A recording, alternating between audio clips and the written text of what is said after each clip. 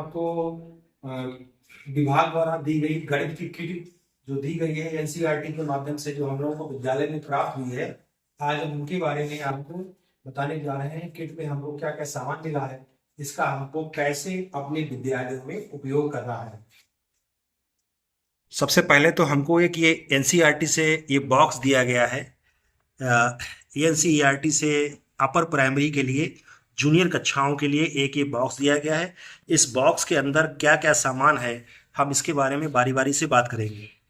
इसमें एक kit manual दी गई है जो निर्देश पुस्तिका है। इसके अनुसार हमको सारे जो प्रैक्टिकल हैं, गतिविधियां हैं, वो बच्चों को करवानी है। इसके बारे में हम बात करें। पहले ये हमको पटरियां दी गई हैं।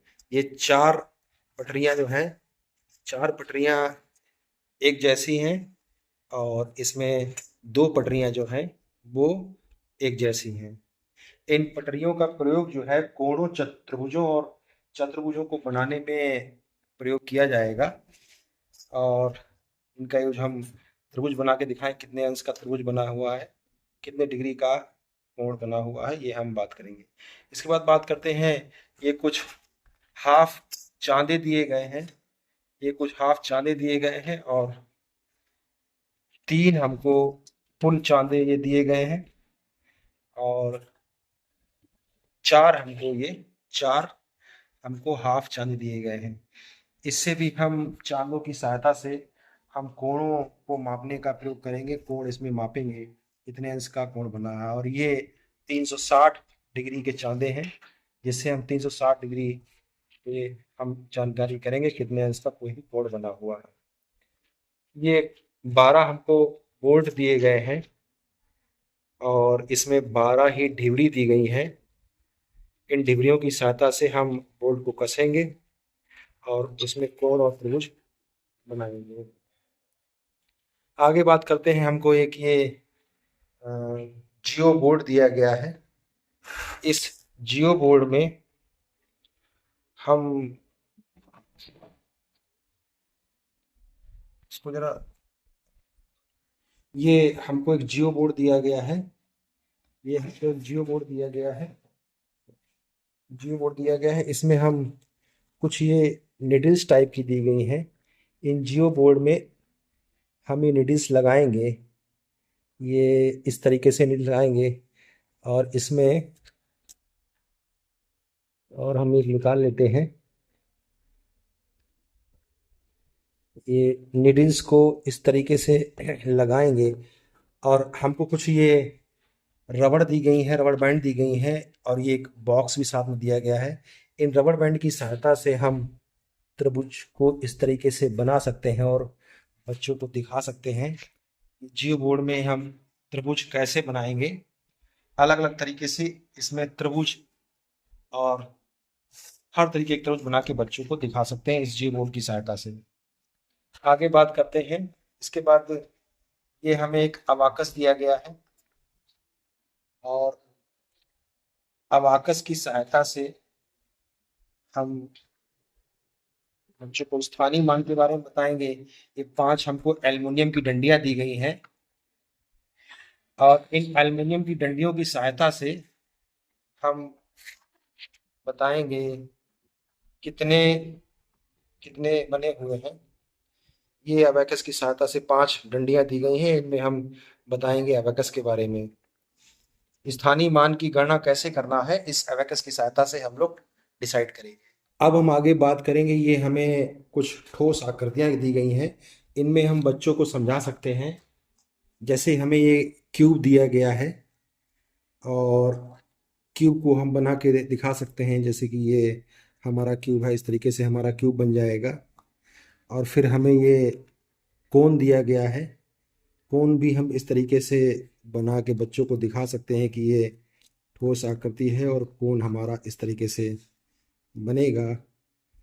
और ये फिर हमारा बहुत सारे इसमें शेप दिए गए हैं, अलग अलग शेपों से, जैसे क्यूबाइड है, घनाभ है। हम घनाभ के बारे में ही बच्चों को बता सकते हैं, समझा सकते हैं इस तरीके से घनाभ के बारे में, और उनकी पहचान बता सकते हैं। घनाभ इस तरीके से होता है। पहले भी हम एक वीडियो बना चुके हैं, इसमें घन और घनाभ के बारे में हम बता चुके हैं। ये सिलेंडर है, सिलेंडर के बारे में भी हम बच्चों को इस तरीके से सिलेंडर बना के दिखा सकते हैं कि ये सिलेंडर का 3D शेप है और इसको सिलेंडर इस तरीके से हमारे पास प्रिज्म है और ये पिरामिड बेस स्क्वायर है और ये ट्रायंगुलर बेस पिरामिड है और फिर ये सारी आकृतियां हैं, इनको हम दिखा सकते हैं। इसके बाद आइए बात करते हैं, ये हमें कुछ वृत्त के आकार की आकृतियां दी गई हैं। इसमें हम वृत्त का क्षेत्रफल निकाल कर बता सकते हैं। जैसे कि ये हमारा वृत्त है, इसको दो भागों में बांट दिया गया है, हाफ हाफ करके बता सकते हैं। ये हमारा तीन भागों में बांटा गया है, इसके तीन भाग किए गए हैं, 1/3 1/3 एक भाग हुआ जाके। ऐसे ही वृत्त को हम एक एक दो तीन चार पाँच छः भागों में बांटा गया है। प्रत्येक भाग छः भागों में, इधर 12 भागों में बांटा गया है। ऐसे फिर हमारा ये 8 भागों में, 6 भागों में बांटा गया है। फिर ये 4 भागों में बांटा गया है, प्रत्येक भाग 1/4 1/4 1/4 होगा। ऐसे ही हम फिर 8 भागों में, फिर 12 भागों में, और ये हम सारी आकृतियां बच्चों को दिखा सकते हैं। और जैसे कि हमारा समलंब है, इसमें से ये त्रिभुज हमारा काट लिया गया है, इसको भी हम समझा सकते हैं इस तरीके से। ये सर्वांग सम त्रिभुज के बारे में भी बता सकते हैं, चतुर्भुज के बारे में बता सकते हैं कि ये चतुर्भुज हो गया और इसमें से ये त्रिभुज भी काटा जा सकता है। ये सारी आकृतियां बच्चों को हम समझा सकते हैं। और ये देखिए एक हमारा चतुर्भुज बना है, हमने इस पर लिख भी दिया है कौन सी क्या आकृति है।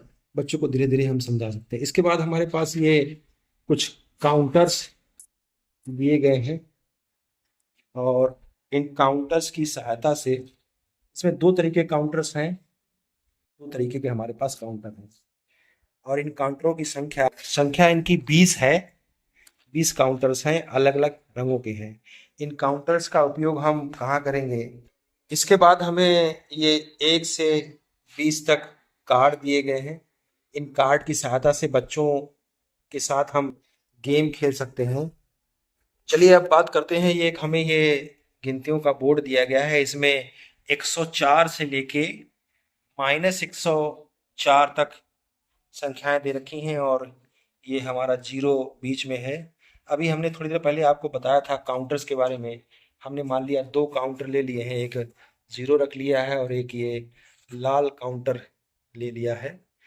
और हमें ये 4 पासे भी दिए गए हैं और ये पासों में 1 से 6 तक जो हमारा लूडो का डाइस होता है वही हमारे पास हैं। तो मान लिया हमने 2 पासे लिए हैं, इसमें बहुत सारे गेम्स हो सकते हैं। जैसे पासे हमने उछाले, एक पासे में मान लीजिए हमारा